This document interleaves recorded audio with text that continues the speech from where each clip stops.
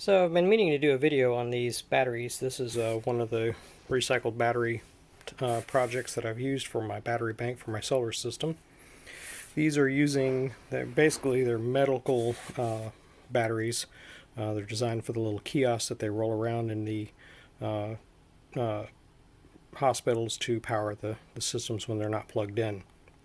I got these off a battery hookup. I've already built one large battery out of these. This is the second batch that I'm basically using to expand that existing battery.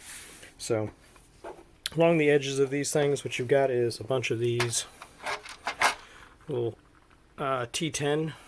There are T10 bit screws.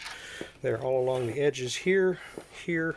You got here, here, here, here. There's one here in the center. Another one over in this edge, a couple more on there. You've also, at the end of this, this is the plug where it would connect into the kiosk. There's a series of 4 of them that are around here that also have to be removed. You need one that's basically about 2 inches long in order to reach all the way down in there, 2.5 inches. If you get one that you can put on the end of a drill, it'll go a lot faster. I can't really find my bit for that right now, so I had to do these by hand. Some of these things, the screws come out pretty easily by hand. Others, I've had to grab this with a pair of pliers in order to get enough torque to basically undo them. Once you pull it apart, then this guy will come off. I've literally just had this one open, so now it's going to be a pain coming back open again. But, give me a second. Hold on one sec. I'm going to set this down for a moment.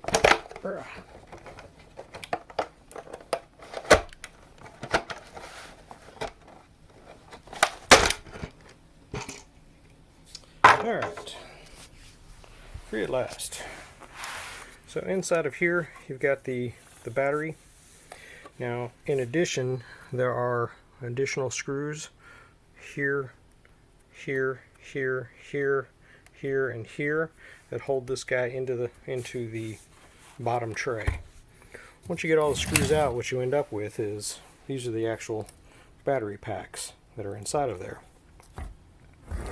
And you can see they're basically 4 cells in series, and then you've got 12 of these things, so 1, 2, 3, 4, 5, 6, 7, 8, 9, 10, 11, 12 in parallel, or excuse me, you have 4 in parallel, you have 12 in series. So these are nominally 2.5 amp hour cells, so that gives 10 amp hours times 12, so 36 volts at it lists on the casing 9.6 amp hours. It's basically about 10 amp hours. So you've got 10 amp hours at 36 volts. Well, in my use, I'm using these for 48 volt purpose. So 36 volts won't work. So what I end up doing is I take one of these packs and I break it into 3 groups of 4. So that's 1, 2, 3, 4. 1, 2, 3, 4, 1, 2, 3, 4. Break that into 3s, add each of those groups of 3s to the end of one of these other cells, basically tack it on to the end. Now you have 16 cells in series, or 16 cell groups in series. That gives you 48 volt nominal out at the end of it. In order to disassemble these, right underneath here, here, here, and here, and then also here and here and here and here. So you've got here, here, and then under these edges, there are additional screws that you have to remove in order to basically take these pieces, this top from this bottom apart. I'll show you what I've basically done. So in order to do that, just take a flathead screwdriver, get it underneath there, like so, flex it up, and that gives you a wide enough hole so you can actually get to those 2. You could probably take a pair of very tiny little dikes and cut out a little section as well. I find this works really easy, and then that allows you to get at those screws. On the side here, you have the BMS that was part of it, so all of that basically ends up coming off. So disconnect here, undo your nuts here and here, and then you can, and as well as over here. So take off this nut, this nut, this nut, and this nut, and disconnect that, and then that piece comes off. Pull out the screws here, here, and here, and then after that, then all you're left with these connections right here. And what I found is you've actually got enough of a gap that if you once you've got the side pieces off of this, you can actually get in here with a pair of dikes, you know, the very narrow type little dikes, and you can literally just snip these off right here at these edges. When you get to these end pieces down here, you just need to be a little careful while you're snipping that. You can break these two little plastic pieces off that are kind of break these two little plastic pieces off here in the end. If you break those off, then you can come at it from this end, very carefully cut on across so that you don't touch this one to this one, which would be a short. Do not want to short them. You can see on the tops of the batteries, these are the vents that are on there, so it's pretty easy to tell if you've had any cells that have gone bad from that point. These all have come out. You know, first thing I do before I do any of the breakdown, once I get these guys open like this, is I come in and basically to do a measurement of here for this side to, or basically from here to here. This is the start of your pack, this is the end of your pack. So if you do a voltage measurement from those two ends, you'll know that your pack is good. I think on the first batch of batteries that I bought, one of them had a bad pack that was just completely zero crossed contacted battery hookup, and they took care of it, no problems, no questions asked. They shipped me another one, just told me to toss the other one. But yeah, these are lithium iron phosphate, so fairly safe chemistry, good for lots of cycles, and these are really good quality cells. These are all A123 cells. And with that, I'll do a little bit more disassembling and we'll get back with you. Alright, so I'm just going to go over the breakdown of one of these battery packs.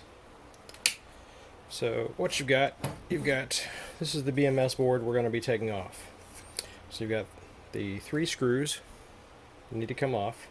You also have these lugs that attach to this. Now, this cabling to here and these lugs, do not remove these until you're ready to remove this BMS board, because if you remove these before you take off the BMS, it triggers something in the BMS that starts causing it to draw down the battery. So if you take this piece off and leave the BMS board on, it will draw the pack down to basically nothing.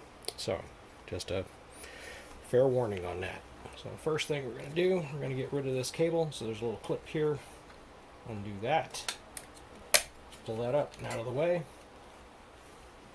Then you need your socket. This is a 7 mil for these nuts. So what I do is I loosen up here and loosen these guys just a little bit so it helps. Don't take those two off. Then loosen up this guy. After that, pull the nuts off here.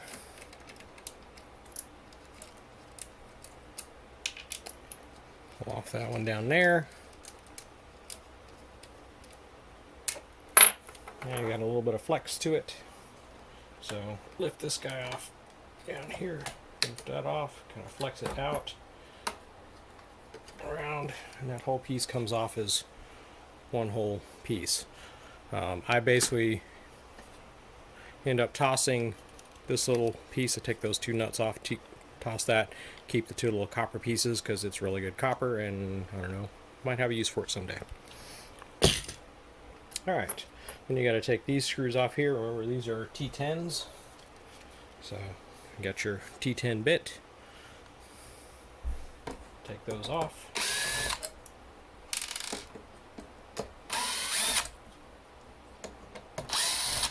Alright, all the screws are out. So now, removing this BMS board. So if you take a look at the edge of this guy, what you're going to see is, along this side, you can actually see here's the little BMS port tabs that are going to the batteries, and then your main battery terminal for start and end. On the other side, this is where your BMS board is attaching to those same little strips, but you've got this solid plastic edge all along here. So what I do is I desolder this. Desolder each of these connections. Don't bother with these end pieces here. It's way too much effort to try and desolder these, and you don't really need them because you've got so much material on these to attach to. You're just going to end up clipping those. But if you desolder these other ones, then you can pop this board off, and then you've got nice long little tabs like you see on these guys here that you can then attach your wires to for when I parallel all of these packs together. So I use, one of these desoldering guys.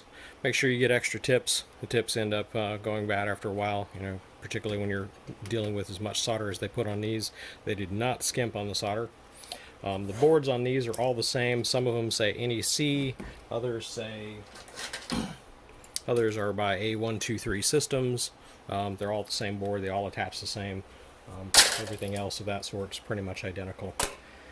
So, and since there's, I don't know of anybody that's figured out anything for these things on aftermarket for activating them or deactivating them, they're pretty much junk. There might be some usable components on there that you could salvage. I've just tossed them off to the side till later. So, on to desoldering. Clean up my little tip here just a sec. Alright, so start on the side here where the little legs you can't really see, because that's the ones that you're going to want to remove first. That makes it the easiest way to take these guys apart. So heat those up.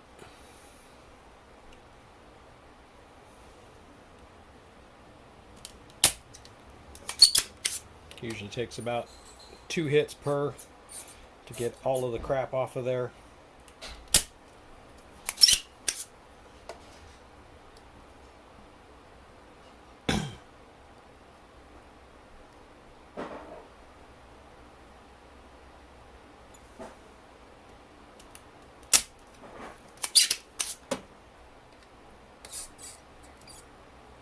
Like I said, they used lots of solder on these connections, so they were not skimping on the solder for attaching these guys together.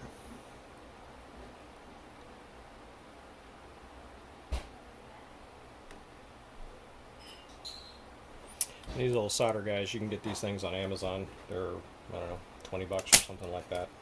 Tips aren't very expensive either. You go, the tips, they'll last for a little while, but when you're dealing with this much heat and this much solder, eventually they end up, they'll melt, they'll distort, etc., that sort of thing. So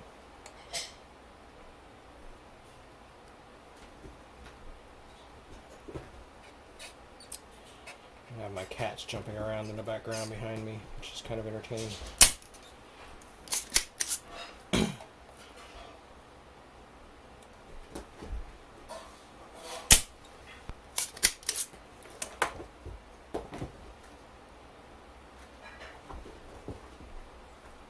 It doesn't take very long to do this, by the way. I mean, I did all of these other packs last night in, I don't know, an hour tops.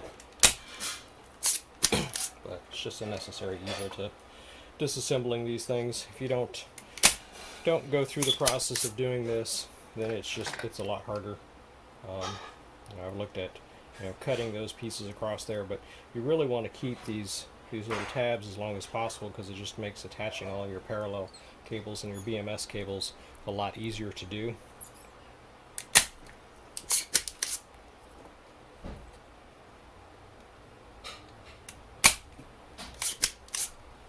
Alright, so it pretty much frees up most of it. I mean, there's still some solder, etc. on there, but most of it's gone.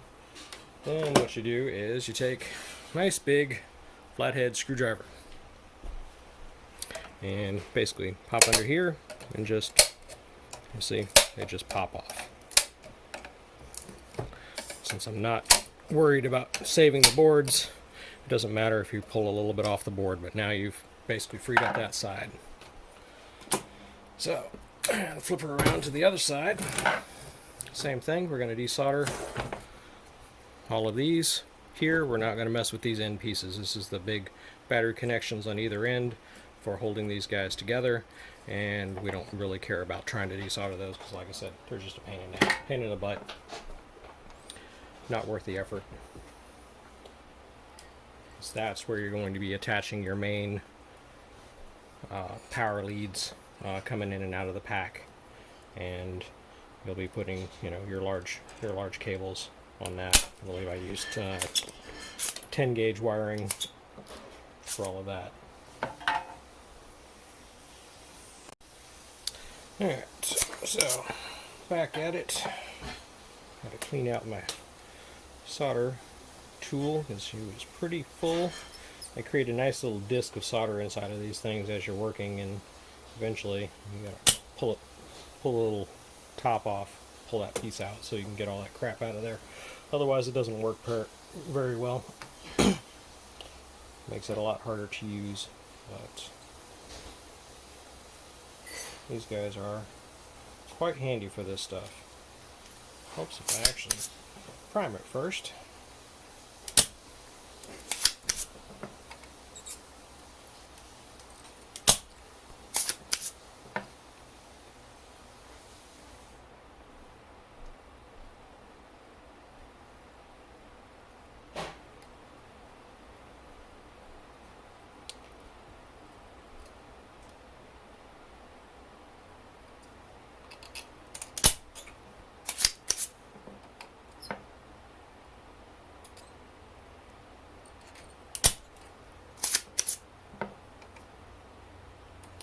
Almost done.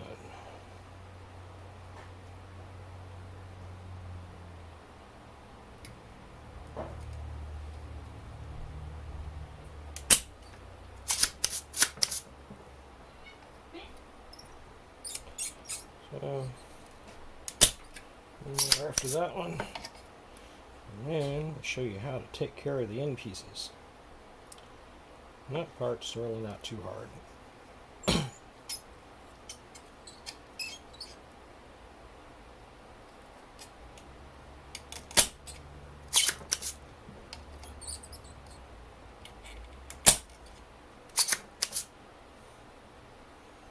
Alright, we're done with that.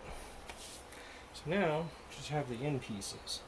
So what you've got on there is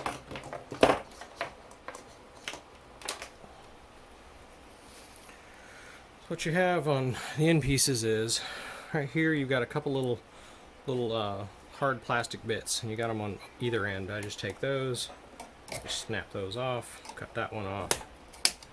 It gets those out of the way.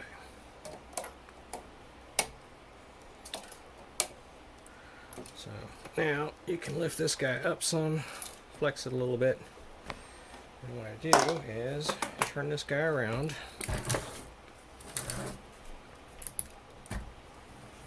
So now the one you want to be careful with is on this end, because you've got your connections over here, and this here is your next terminal. So if you touch this one to this one, you would have a dead short between these cells. You don't want to do that. So you just want to be careful while you're in there cutting. I use these big heavy duty cutters, Harbor Freight. I think they're like $5 or whatever, $6, and they'll just cut right through the stainless. And again, you want to take some care so that you're cutting those pieces, but you're not touching anything else. And then you're just going to do the same thing on this other side over here. This one you can actually do from the front because you got plenty of space. There's less. You're also got more distance between it and the next one, so getting in there to cut that last one is a little easier. This one here is going to be a pain in the butt.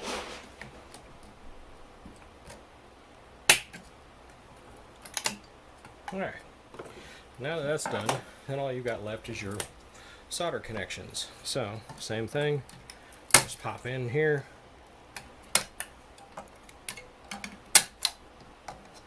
And this one here, you want to stay on this side. You don't want to go on the other side because then you run the risk of touching that other thing. Ta-da! There's your board. She's free. So then what you have is you've got your cells. These are all your little tabs that you can attach to for not only your BMS but also your parallels. And I'll show you the parallel bit in the next step when I start assembling the packs. So there you go. Alright, so this is disassembling the pack to turn it into three 12 volt packs. So you're going to have 1, 2, 3, 4. That's your first one. 1, 2, 3, 4. That's your second one. 1, 2, 3, 4. That's your third one. So I've already broken down a number of these other ones so that you can see what we end up with. But this is basically what we're going for. So this is 4 cells in series, or excuse me, 4 cells in parallel, and then 4 sets of cells in series. So that gives you 4P, 4S, which gives you a 12 volt lithium iron phosphate pack. That's the goal. And so we have to break these things apart in order to turn that into it, because this basically goes on the end of this, and when you attach this together, then what you now have is this combined with this is a 48 volt pack. The reason for this is my inverters, being the grow watt inverters that I have, they run on 48 volts. If you were if there was a 36 volt inverter type system out there, you could just use these as is. But other than a few just straight up inverters, not solar charge controllers slash inverter combos, I don't know of many things that actually run on 36 volts. Fully charged, these are a little over 40 volts. Fully discharged, they're going to be still down there around 30ish. So they're too high a voltage to operate for you to be able to use the full amount of the charge. They're too high, fully charged. They would be too high to run with a 24 volt inverter, but at fully charged at 40 volts, they're still well under what you need to run on a 48 volt inverter. So 36 volts kind of that no man's land. But combine this together, turn this into 48 volts, and you've got something to work with. Now, alternately, I guess if you had 24 volt stuff, you could basically take the end off of this this piece here. This would take you from a 36 volt to a 24 volt, and so if you then you could attach that with this one. You'd still, and then you'd have two 24 volt packs that you would end up with out of that. So you'd basically need 3 of these plus one addition, so 4 of these would basically give you, when you're all said and done, 8 24 volt packs. With my setup, I have 6 of these packs here and then 2 additional ones, because you get 3 of these 12 volt packs out of each one.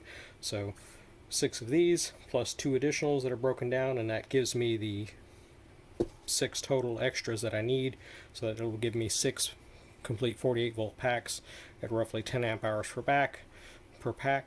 String them all together, and what you end up with is roughly 60 amp hours of storage at 48 volts, which is a little over 3 kilowatts if I remember correctly. I'd have to look it up again, but it's a little over 3 kilowatts basically storage.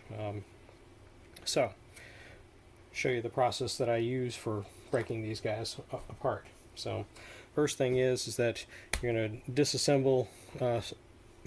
To disassemble this, you've still got screws that are in this guy that we need to remove. So there's screws under here and there's screws under here. Like I said, just take my trusty little flathead, get it underneath there, and just kind of wedge that up in that spot. Same thing right over here. And then same thing on the other end. That allows you to get at the hidden screws that are underneath these couple of ends. So then you can get your number 10 Torx into there.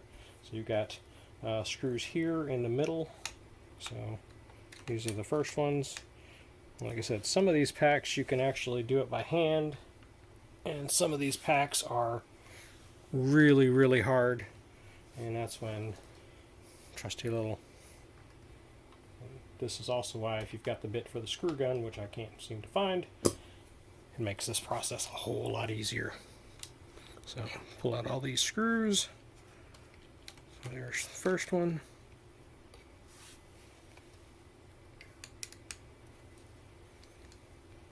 Next one.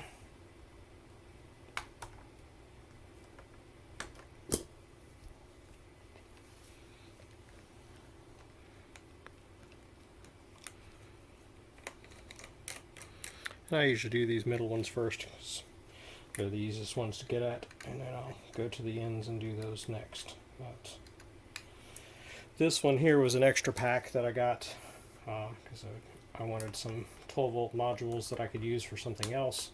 So this is not actually going to be used in those. This is just to show you how the disassembly process works.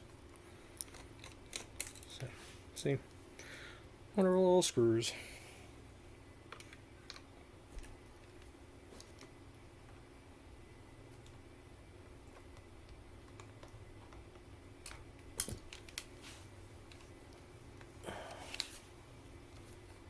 Like I said, some of these are really put together, and then others you can literally just throw the screwdriver in there and with your fingers be able to untorque it with no issues whatsoever.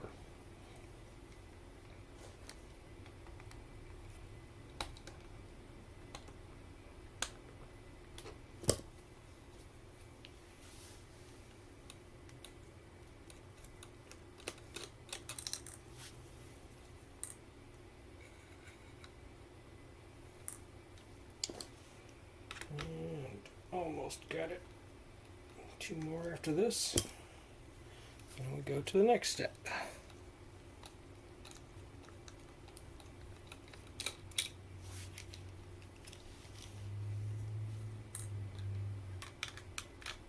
So, the nice part with these cells are I've had a series of these guys in service now for quite a while.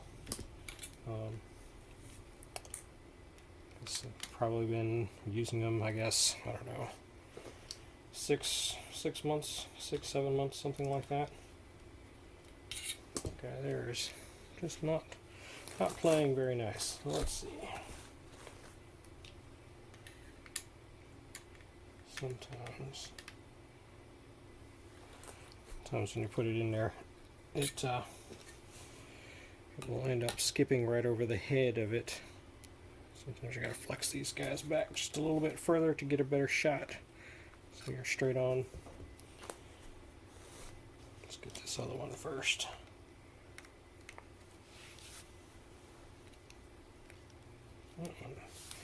That one will actually come undone by hand, which is nice. Sweet. That was good. So,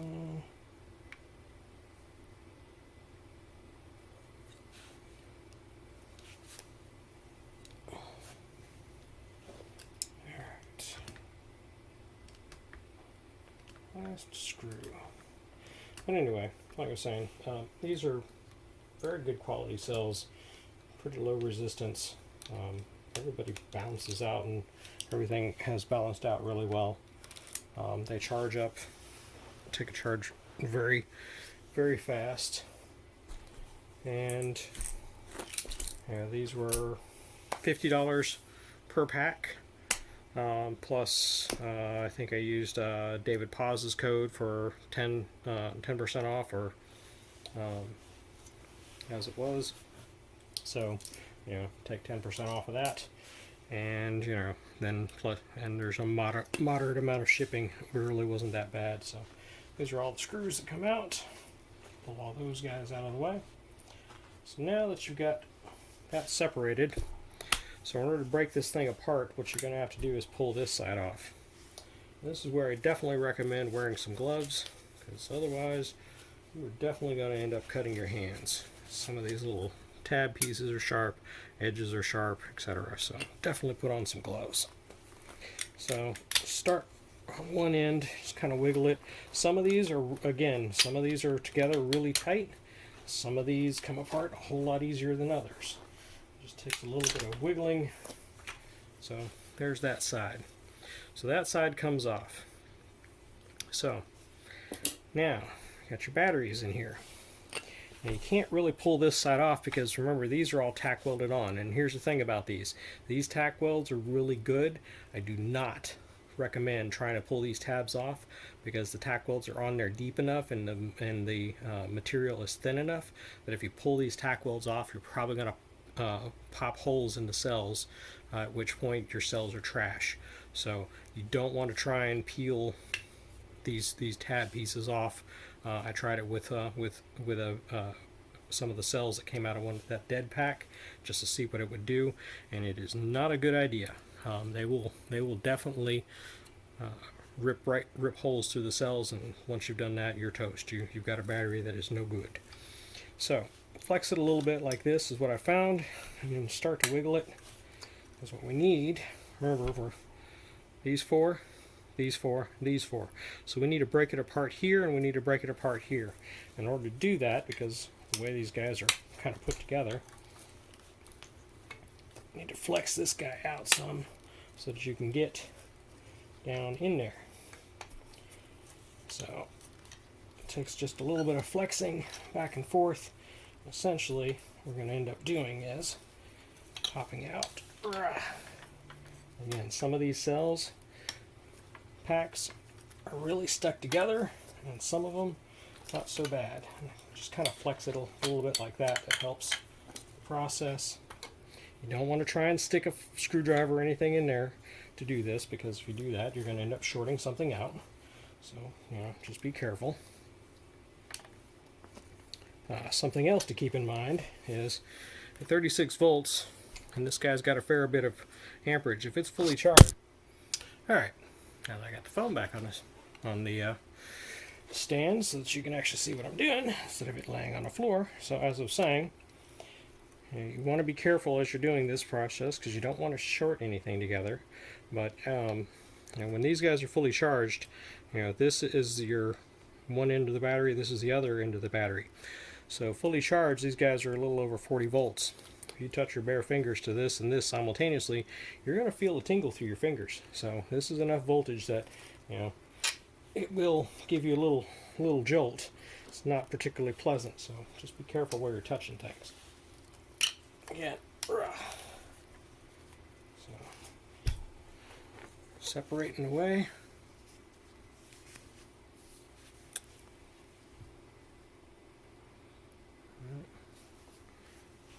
Phone is not cooperating on this little stand at the moment, but anyway, so back at it. This is really the hardest part of the entire thing. Once you get this out of the way, the rest of it's pretty straightforward. So there's that side. One side's off. See, you got these, what you have is you've got these pegs that are actually in between the cells. You got these other little pegs that go in between there, and there, those all lock into the little pieces at the top. So that's what you're trying to separate out so that you can get the cutters down in there and cut the cells apart. Again, without damaging or doing anything terrible to any of these guys as you work. So, there we go. Alright, so these four are the ones that we want to separate. So what we're going to do, you've got all your little pieces here, see them? So that's where they're all attached together. So again, my trusty little cutters. So we're going to cut basically right through here. So in case of this, you want to try and keep your what tabs you can together for your leads. So for this middle pack, here's 1, 2, 3, 4. This would actually be the start of the pack. This would be on through. So what you're going to do, cut these guys down through here. Again, just kind of be careful as you're cutting through there. The main thing you have to be worried about here is, so this is, and I'll show you once I get these guys cut through, but these are a little bit different than what you'd expect. Normally, on a cylindrical cell, what you see is the the flat bottom is your negative, and the little raised up button part on the top would be your positive, right? Example, we'll grab a battery. So,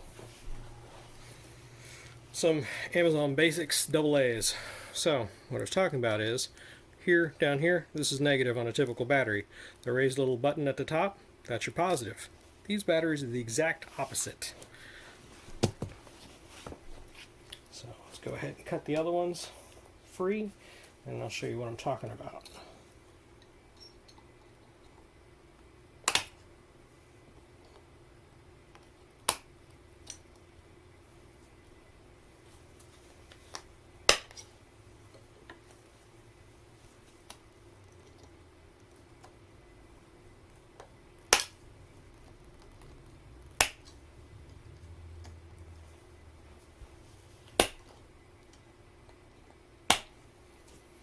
Okay, so now I've freed those up.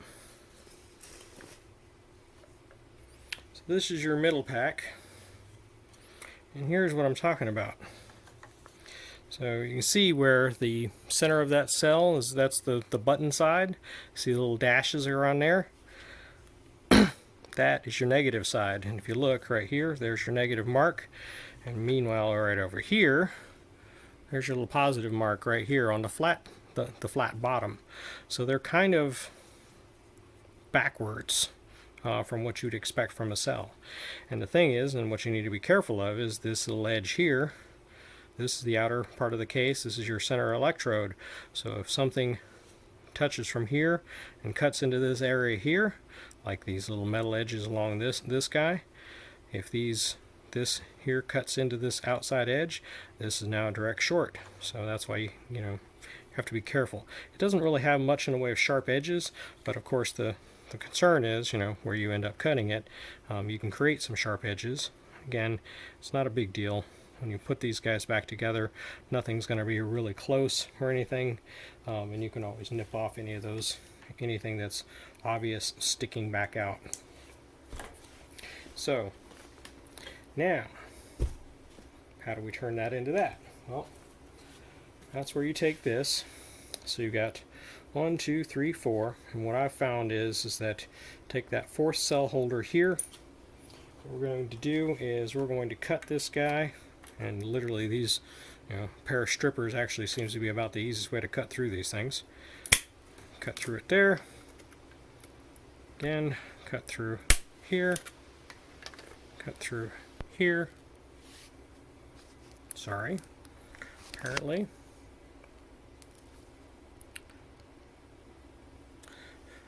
That's sorry. Apparently it had moved. But anyway, back to what I was talking about. So cut through here. Cut through here. And cut through here. So now you have one end.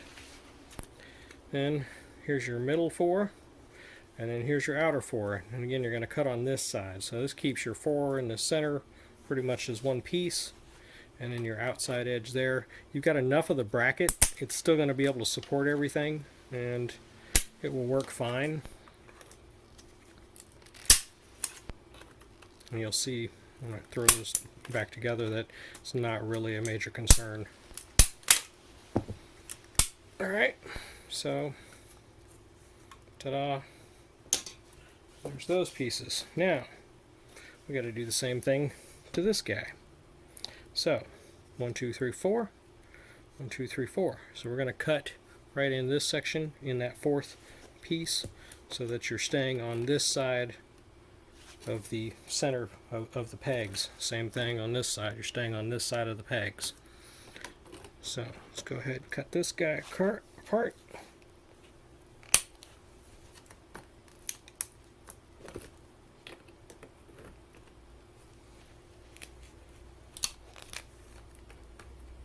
And you don't want to try and cut these things apart while they're together. Trust me, tried that with the dead cell pack. It was a perfect pack to test on because anything I'd screw up, it wasn't going to screw up anything anyway. But you don't want to go through, try and cut these things while they're together. The reason being is, if you try, you're going to end up cutting into one of these cells. There's just no way around it. So now that you got it apart, see, sits in there. Still got some support. They've got the little pegs, and these little guys here, these holes at the top, when these pieces go back together, so this one goes on like that, and they go back together, those little pegs actually go back into those holes. So you can put those on there. Ta-da! Look. There's no real flex. It's not really going anywhere. Everybody's out of the way. There's your pack. There's a 12-volt pack. Yeah, same thing. 1, 2, 3, 4. So we're going to cut right here.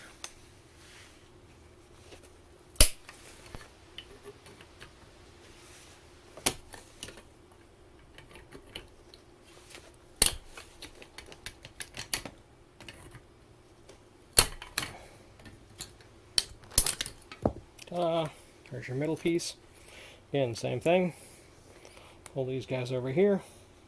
And the nice part is that because of the way you've done that, the pieces here with the little edges, you know, they're basically out in the open, so they're not, there's really nothing's going to be pushing any of these sharp edges against your edge, so you don't have to worry about anything shorting out or shorting the battery or anything of that sort. There's your top side. Take the other end. Again, see the little holes go through there. Those line up there. Everybody goes back together. Ta-da! You have 12-volt pack. Now, what do you have left? You have the centerpiece. So, if you take a look at these guys here, you'll see that there's little spaces here for the little tabs that go through. So in the case of this one, that little tab, that one's got the tab there, so that guy goes down. So again, you know, this guy, this is where, like I said, on this guy here, because I've got a little bit of sharp edges, I'm going to clean this up real quick. Give me 1 second.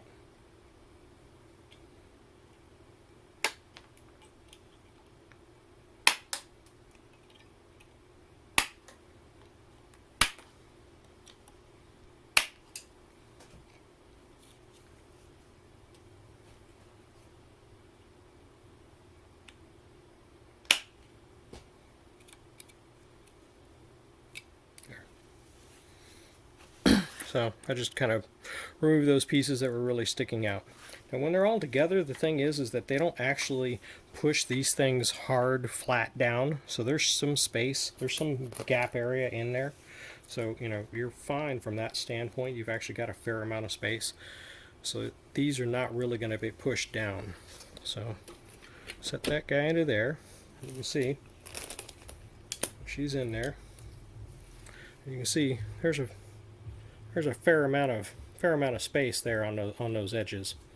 So you're not squishing anything, you're not destroying anything of that sort.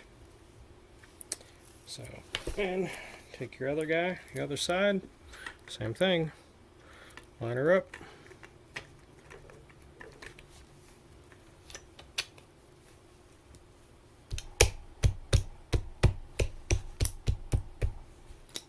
Ta-da!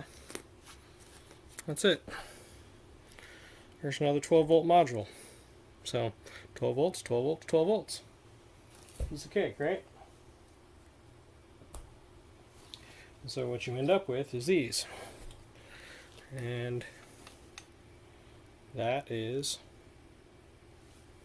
your pieces. Now, assembling these guys, like I said, what you're going to do is, here's a pack. Okay? So, this is a pack. Take a look down here. You can actually see, flip it around. So, there's your little negative terminal. So this is negative. This side, this edge here is negative. Okay?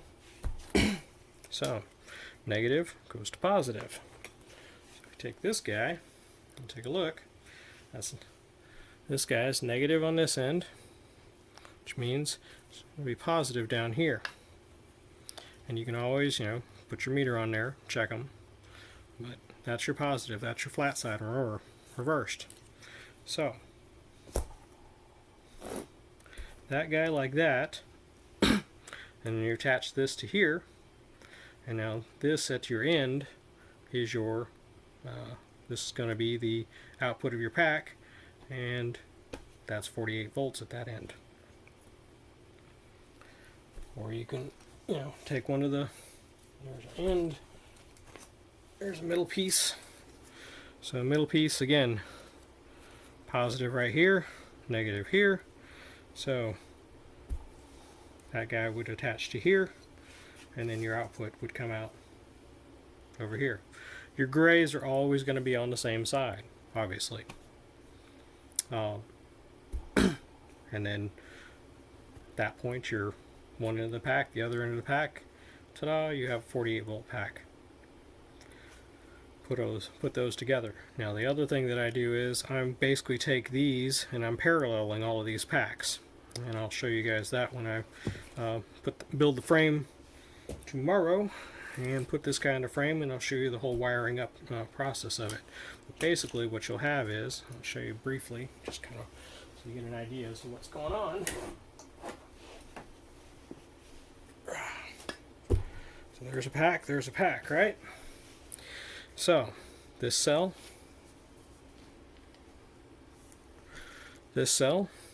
is going to get paralleled to this cell, and that gets paralleled to the next cell, so it's going to go this one to this one to on. These are all the same. This is the same cell connections. So this would be your cell 1, this is cell 2, this is cell 3, this is cell 4, this is cell 5, 6, 7, 8, 9, 10, 11, 12. Now you always have, in the case of this thing, since you have 12 cells, you're going to have 13 connections in there because you're going to start with your beginning of the pack. So, but each one of these guys, so this one would attach to here, and that one would attach to the next one, and the next one. So what I've created is, these are my little jumper leads. So what you've got is, basically I've measured these guys out. Each little U is 10 inches long. This is 14 gauge wire. These are not going to carry a huge amount of amps between them. This is just allowing all those cells to act like one big giant cell for the pack. Your main power is going to come in and out at the ends of your pack.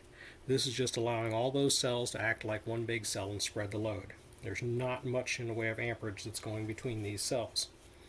So, for instance, this guy would attach here, then this guy would attach here, and then this guy would attach to the next one, the next one, the next one. And that allows them all to act as one big pack. And I'll show you guys the wiring process of that, and then you'll see, what it is. This is the time-consuming part, and this is where, time versus money. I have some spare time. I can spend that time putting this together, versus I could have spent a lot more on brand new cells and not had to do any of this work to put it all together. Your time is worth whatever you're wanting to put to it. I don't mind doing this. It's something to kill time, and I know what I end up with when it's all said and done. So now I'll show you my other pack briefly as to what this guy is going to look like, and then tomorrow we'll start the process of putting this guy together. Alright, so this is my first pack using these cells. So as you can see, there's 10 sets of these guys in there on across. You've got the 36 volt packs there, you have the little addendums at the end, and this is the process. This is basically where I'm showing you, this is what I'm doing with those. So each one of these guys, this cell connected to this cell, connected to this cell, connected to that one, connected to that one, on over there. What I did with these is, since I have 10 cells, I did these 5 here, those 5 there, and those come together in the middle, and this is the cables to my BMS. This is the BMS that's over here. This is the fuse for the pack. So yes, she is fused. Now, some of you are all going to say, well, aren't you worried about fuses in between each of these packs in series? Here's the thing. These are lithium iron phosphate cells. Each one has its own little vent. If a cell goes bad, that cell's just going to stop working. It's not going to create a dead short between anything. It's not going to do really anything. It's just going to lower the capacity some. I mean, that's how these things are designed. There's no fusing on these packs between each of these 4 cells in parallel. There's no fusing in any of the pack at all. The only fuse is on the ends of those packs, so that you can't, push too much current in or pull too much current out. That would cause something bad. If you push too much current in, you're just going to blow the vents. If you pull too much current out, the fuse glows. Again, that's what the fuse down there is for. Now, with these guys here, what I've done, you can see, here's the ends. I have, this is 10 gauge wire. This is all 10 gauge going from here. So each one of these packs has a 10 gauge wire connecting it. So you've got 5 10 gauge wires for these, 5 10 gauge wires for those down there. Same thing on the other side. 5 10 gauge on those, 5 10 gauge on those. All of those are coming together, and those are all becoming one common, connection. So those are coming together into my BMS for the negative side, and then passing back out, through the fuse. And then for the positive side, those are all connected to over there. In addition, battery cutoff switch. So these packs here, there is a cutoff, so I can cut the pack off at that point. Nothing's, no power is coming in or out of this guy at all. And then for these guys here, for attaching it, again, each of these packs is really not putting out a huge amount of current. They're not, the draw on each individual one, because it's spread across 10, is not particularly high. You're looking at, a couple amps on each one. So the wiring and stuff for this, for basically what it's doing, is massively overkill, because there just isn't that much when you're spreading it out across all of these different packs. So I've got a 10 gauge wire connecting this side to this side, for each tying the 36 to the 12 volts, creating the 48 volt pack. This is probably the only portion of the pack that you could probably double up the wiring to reduce a little bit of the resistance between it. But again, it's not really, there's not a huge amount of draw that's coming across this. Everything's staying balanced out from my BMS. These BMSs that I'm using, these are the Ant BMS. This is one of those units right here. This I have on a couple of those BYD packs, same exact unit. So 20S up to 20S, up to 400 amps. At most, these guys are drawing 50, 60 amps. It's just not a whole lot. And if you're pulling 50 amps across that, divide that by 10. 5 amps basically per each one of these packs. Those packs are designed to put out a heck of a lot more than 5 amps. So, you're just not really stressing this thing at all. Now for the pack that I'm building out there for the next 6, that's basically my plan is to stack that as a second level on here, and those are going to then tie in here in the middle, so that I can basically take this from 100 amp hours to 160 amp hours, and then it'll be pretty close in size to the couple of BYD packs that I have. Now, these BYD packs, it was an interesting experiment. I would say it was, if I had to do it again, I would probably have spent the money on more of these, even though there was a heck of a lot more time putting this together than these. Because in the case of this bottom one was pretty good health wise. This top one its cells are just really kind of all over the place. And so I have a number of, I mean, this thing literally looks like a bomb, but it's essentially a bunch of additional cells that are adding into each of those cells to add capacity to help balance out this thing.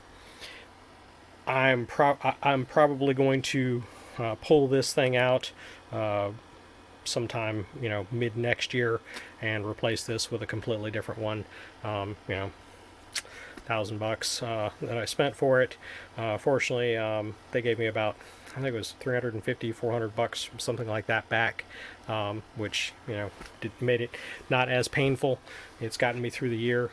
So, you know, worst case is I'm out about 600 bucks. You know, the bottom one I can repurpose for a 24 volt type usage. This top one is just, like I said, it's a mess. And then once I repurpose that, then the other cells that I have to balance out that mess, I can reuse those for something else. But that one was a pain in the butt in trying to get it to work the way it should, and I don't miss going through that mess. But this pack, like I said, it's just ran. It's been great. It charges up very nice and even. Discharges very nice and even. Really had no issues whatsoever with it. So again, I'll show you once I start the next process. I'll show you that, and enjoy. But these packs, I think they're out of stock of these packs that come in from time to time. But this is basically what's you know, what you can build with them, and you know, it's a good bit of juice. This is a little over 5 kilowatt hours, I believe, for this. So, you know, 100 amp hours at 48 volts. Figure I'm using about 80 amp hours out of it. And the way that I have this set up to cycle for charging up and discharging, is not charging it quite to the top. I could charge it actually more if I didn't have it paralleled with this guy's, but this guy here, because of the cell issues, it has more issues once it gets up towards the top. Plus, with lithium iron phosphate, your cell to cell levels get a lot more wonky the closer you get to completely full. So I'm charging it to about 90%. I'm discharging it down to about 10 to 15%. So I'm getting 70 to 80% of the capacity of the pack, and that additional 60 amp hours on top of that will help out a fair bit in my daily use.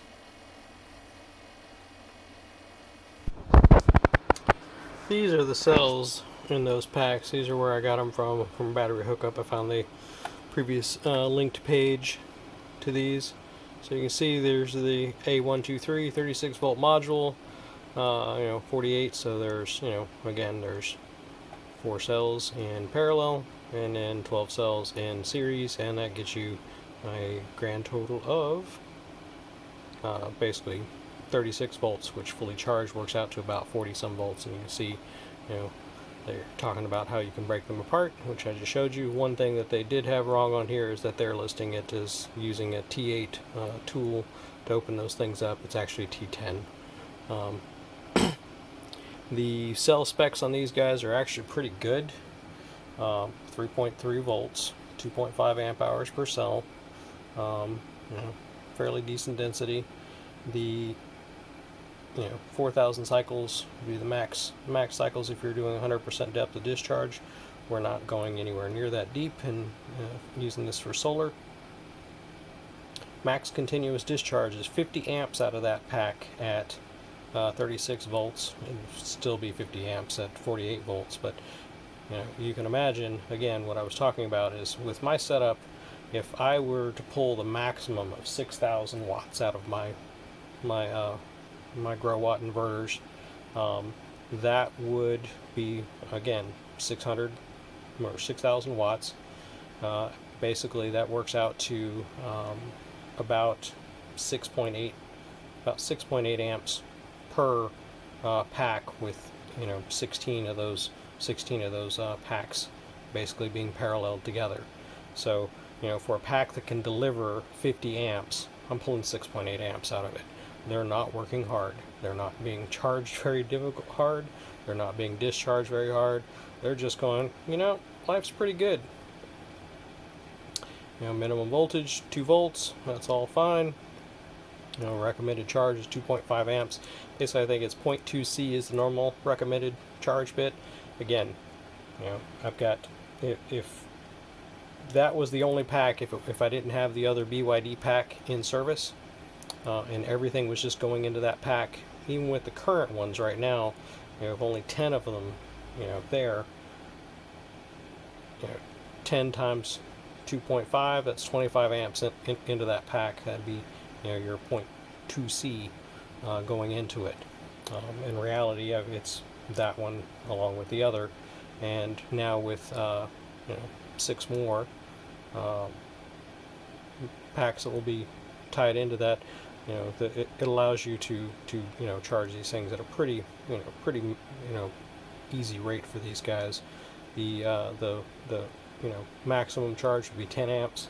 Again, that would, if I was putting in the maximum charge rate, which I never would, but if you were putting in the max, you'd need 160 amps going into that thing in order to hit 10 amps per pack.